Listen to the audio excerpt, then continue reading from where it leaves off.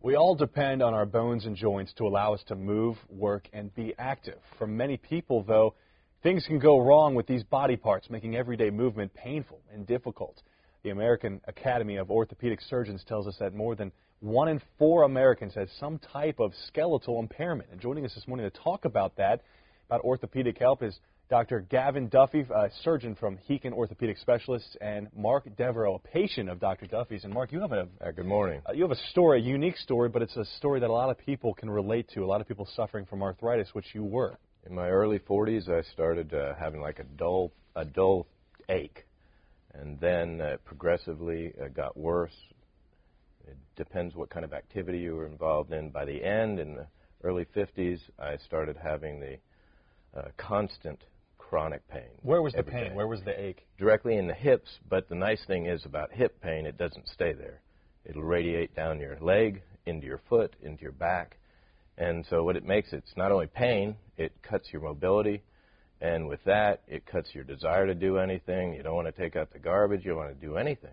And it's just, takes over your entire life. And I'm sure on days like today where it was cold and a little damp outside. I'm going to be the next weatherman.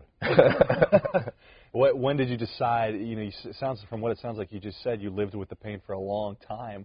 When did you finally decide to go seek treatment? Well, I tried some alternatives. I tried just working out and exercising. I thought it was just with my muscles. I did various aerobics, etc., and I even went to a chiropractor. Thought just stretching out, and it came to the point that wasn't going to fix it, and I went to see the Hekin group, and that's when I met Dr. Duffy. Dr. Duffy, how many patients have you seen? I mean, how many cases like this? This is very common, I'm sure, it is, for middle-aged men and women. It's common, and actually there's more people in Mark's age group who are getting this problem than a decade ago.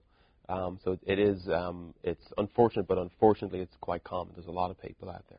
Mark, you had double hip replacement. Double hip, in fact. I think this next week will be 12 months since my left hip, and then February was my right hip.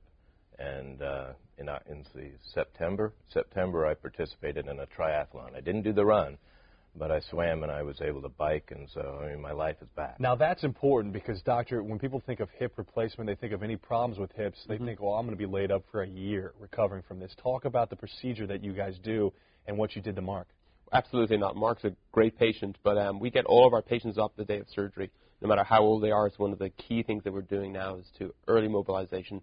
It decreases their medical complications and actually gets them going. So they've therapy every day while they're in the hospital, and most people are 80% healed by about 6 weeks. You'd be surprised how quickly people heal. Well, what's the difference? Is it technology? Is it what we know now? We now actually understand that it's better to get up and get moving. So laying in bed a day or two before, like they used to in the 60s and 70s, and laying in bed for a couple of days after surgery is not good for you. So the earlier you move, our surgeries have improved a lot. The speed is faster, so the surgery is shorter, and getting up and moving around is just better for your body. Is the problem as bad now as it always was? Has it gotten worse? Do you see younger people coming in now with joint pain? I mean, we're very hard on our joints. There is more and more people getting joints replaced. There's currently about 500,000 hips and 500,000 knees done in the United States each year. It's predicted to get into the 3 million range in the next decade.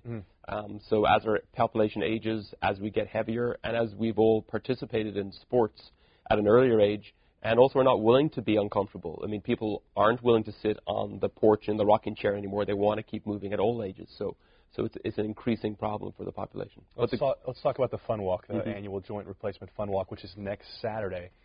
First time you guys have done this. Our group has the only joint registry in Florida. We're doing this as a charity awareness of this. Most other major countries have a registry where they log everybody's hip replacements and knee replacements. The United States hasn't done that yet, but we've been doing it in our practice for the last 7 years, so we're just trying to raise awareness of that. Call St. Vincent's Medical Center. It's next Saturday, the walk, November 12th at 9 a.m. Guys, thank you so much for telling your story. Thank you. Next hour of the morning show at 8 o'clock starts right here in 1 minute.